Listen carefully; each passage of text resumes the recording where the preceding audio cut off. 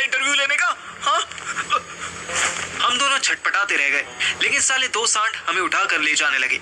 मैं अथर्व को अपने बाप के ऑफिस में जॉब दिलवाने लाया था, लेकिन ये साले तो हमें उठाकर पता नहीं कहाँ ले जा रहे थे। मैंने छटपटाना बंद कर दिया और फील करने लगा।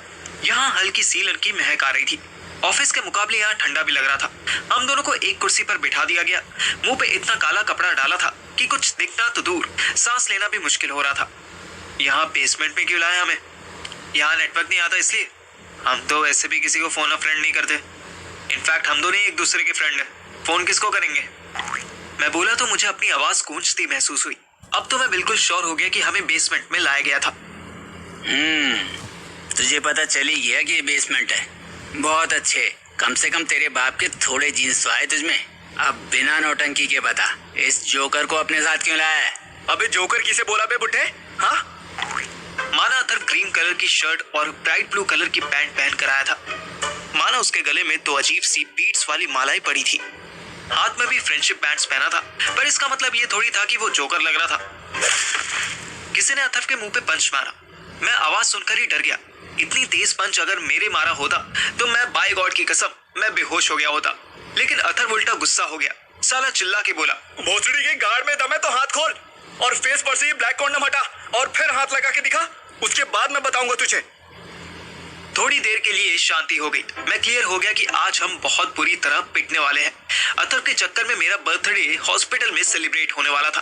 वैसे भी किसी को मेरा बर्थडे याद नहीं था। मैंने मन ही मन डिसाइड कर लिया कि अगर हमारी धुलाई हुई तो मैं कल किसी को बताऊंगा ही नहीं। हाथ खोल इसके, कपड़ा हटा।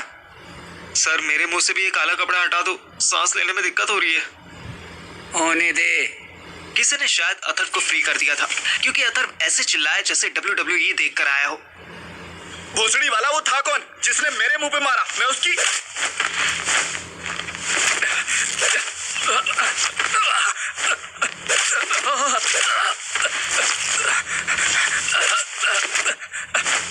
मैं सिर्फ मार कुटाई की आवाजें सुन रहा था।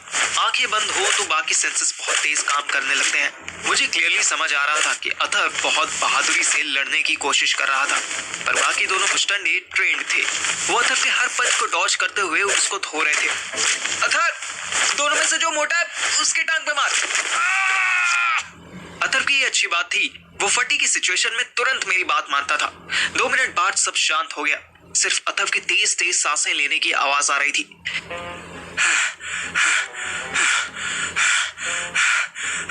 किसी ने मेरे चेहरे से भी मास्क हटा दिया। Thank dog. तू ठीक है ना? तेरी रिब्स पे बहुत जोर से पंच लगा ना? हाँ यार, पर तुझे कैसे पता? साले दो है ना, अगर एक होता तो धो दिया होता मैं। हमारे सामने मनोज खड़ा स्माइल कर रहा था।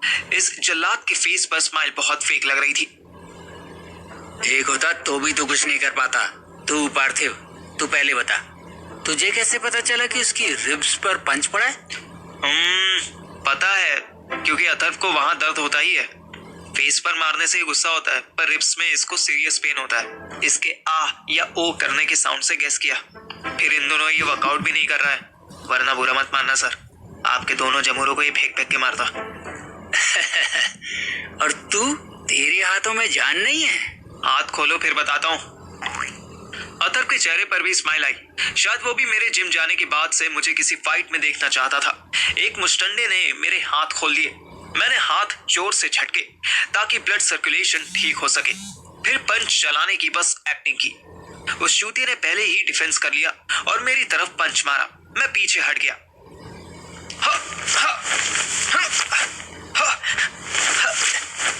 वो साला इतना फास्ट था कि उसके मुक्के लात में तो मैं नहीं जीत सकता था। इसलिए मैं उसके पेट में घुसा और पलट के पीछे आ गया। साले ने मेरा हाथ मोड़ने की कोशिश की, पर उससे पहले ही मैंने पीछे से उसकी गर्दन पकड़ ली और हाथ को लॉक कर दिया। उस साले ने मुझे उठा के पीछे वॉल पर दे मारा। मैंने फिर भी गला नहीं छोड़ा। उसने दोनों हाथों से एल्बो मारने की कोशिश की। मैंने तब भी उसका गला नहीं छोड़ा। मुझे समझ आ गया था कि इस जॉब में इंटरव्यू फिजिकल फिटनेस पर ही हो रहा था, इसलिए अथर्व के साथ साथ मेरा भी टेस्ट ले रहे थे। जब मैं ढोलू मोलू मोटू था तब भी मेरे अंदर ताकत की कमी नहीं थी, पर तब मैं डरता बहुत था। अब भी डरता हूँ, लेकिन जिम जाने से फिजिक बनाने से तो इतना फर्क पड़ा कि अब मुझे लड़ने भिड़ने का कॉन्फिडेंस आ गया। मैं उस सांड को लिए लिए पीछे गिर गया। पापा कसम बहुत तेज कमर टूटी, पर मैं भी ठीक था। मैंने गला नहीं छोड़ा। सांड जैसे लड़के का तड़पना हर सेकंड कम होता गया। वो धीरे धीरे सुन होता जा रहा था। बस बहुत हुआ, छोड़ दे अब। ऐसे कैसे? अभी तो मुझे मजा आना शुरू हुआ था। फर्स्ट टाइम मैं अपनी स्ट्रेंथ चेक कर रहा था। इससे पहले अपने बाप के कहने पर मैंने एएसआई रघुवीर को पीटा था, पर तब मुझे पता था कि रघुवीर मुझसे ज्यादा मेरे बाप के खौफ में था। अब तो मुझे ये भी समझ आ गया था कि क्यों मेरे बाप की जान पहचान कमिश्नर से थी। तू छोड़ता है कि नहीं? नहीं। वो मर जाएगा। एक गवर्नमेंट ऑफिसर को मारने के जुर्म में तुझे फांसी दिलवाऊंगा मैं। इससे पहले कि मैं उसे छोड़ता, अथर बोल पड़ा।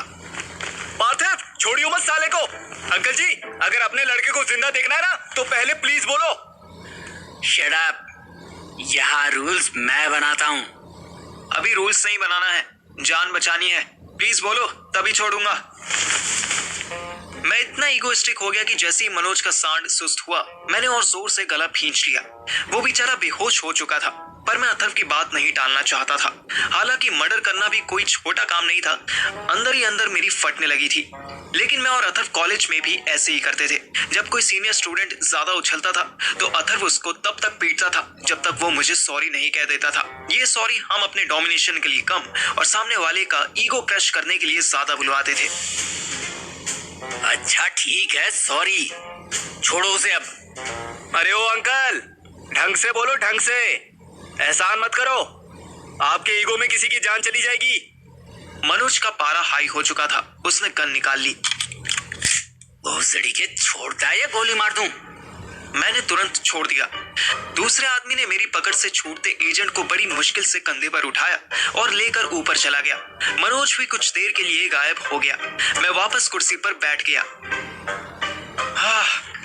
साले, पीठ में दर्द हो रहा है।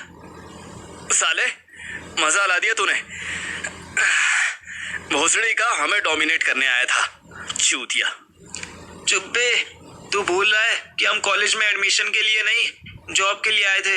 ये इंटरव्यू हो रहा था हमारा और हमने बॉस की गांड सुलगा दी है। अबे इंटरव्यू की ऐसी की तैसी, बॉस तो तेरा बाप ही है ना। था यार, बॉस था। अभी तो यही सब मैनेज कर रहा है। हो सकता है मेरे बाप को फोन करके सब बता रहा हो। साला एक की चार लगाएगा। अबे तो तू अपने बाप को फोन करके पहले ही बता देना। बेसमेंट में, यहाँ नेटवर्क ही नहीं आते होंगे। अबे पहले चेक तो कर, शायद नेटवर्क मिल जाए। मैंने किया और फिर फोन उसकी तरफ कर दिया। नेटवर्क के डंडे बिल्कुल गायब थे और वहां क्रॉस बना हुआ था। अथर ने इधर उधर निगाह दौड़ाई। वो देख, लैंडलाइन फोन, उससे मिला। क्या बात! अथर का दिमाग और आंखें दोनों काम करने लगी थी। मैंने लैंडलाइन से अपने बाप को कॉल मिलाया। The person you're trying to call is speaking to someone else. Please wait or call again later. मैं कॉल काटने वाला था कि मुझे अपने बाप की आवाज आई। हाँ बोलो पार्थिव। आपको कैसे पता कि मैं हूँ? वैसे ही जैसे तुम्हें पता है कि मनोज इस वक्त मुझसे बात कर रहा होगा। बोलो मत, तुम्हारा बाप हूँ मैं। तुम्हें ये दिमाग मुझसे ही मिला है। खैर, मनोज ने मुझसे तुम्हारी शिकायत की है। अब तुम बिना लाग लपेट के, कोई झूठ बोले बिना, एक एक शब्द सच बोलते हुए बताओ। मैंने बिना कुछ भी ऐड ऑन किए बाप को सब कुछ बता दिया। सही है, उसके ईगो को धक्का लगा है, पर तुम्हें अथर्व को वहां ले जाने से पहले मुझसे बात करनी चाहिए थी ना। और आप कहते ही ले जाओ? बिल्कुल नहीं। बस इसीलिए नहीं कहा। अरे पर वो एक नंबर का लौंडियाबाज है। ऐसे लोगों पर भरोसा नहीं किया जा सकता। वो क्या किसी को हनी ट्रैप से बचाएगा? वो तो खुद ही कहो। आपको कैसे पता ये वुमनाइजर है? अभी बताया ना, तुम्हारा बाप हूँ मैं। फिर उसका बाप भी बहुत बड़ा लौंडियाबाज था। पूरा खानदान ऐसा ही है। तुम वो सब छोड़ो, तुम दोनों ने अच्छा किया। बस अब मैं जितना बताता हूँ उतना करो।